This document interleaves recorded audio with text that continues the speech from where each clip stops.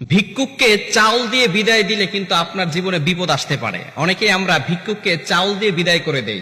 মনে রাখবেন, ভিক্ষুককে কখনো খালি হাতে তাড়িয়ে দিবেন না, কেননা নবীজি সাল্লাল্লাহু আলাইহি ওয়াসাল্লাম এটা নিষেধ করে দিয়েছেন। আল্লাহ পাক রব্বুল আলামিন নিজেও নিষেধ করে দিয়েছেন। আল্লাহ পাক রব্বুল আলামিন নিজে বলছেন, কোরআন খুলেন 30 নম্বর পারা 17 নম্বর পৃষ্ঠার 8 নম্বর লাইন, সূরাতুদ দোহার 9 নম্বর আয়াতে আল্লাহ বলছেন, ফাআম্মাল ইয়াতীমা ফালা তাকহার, তুমি ভিক্ষুককে কখনো ধমক দিও না। যারা সাহেল, যারা ভিক্ষুক, তাদেরকে কখনো ধমক দেওয়া যাবে না। ও আম্মা সাইলা ফালা তানহার, আল্লাহ পাক রব্বুল আলামিন ভিক্ষুককে ধমক দিতে নিষেধ করে দিয়েছেন। এজন্য আমাদেরকে সব সময় এই বিষয়ে খেয়াল রাখতে হবে। ফাআম্মাল ইয়াতীমা ফালা তাকহার ওয়া আম্মা সাইলা ফালা তানহার, আল্লাহ পাক রব্বুল আলামিন এতিম, অসহায়, মিসকিন, গরীব যারা আছে তাদেরকে তাড়িয়ে দিতে নিষেধ করেছেন।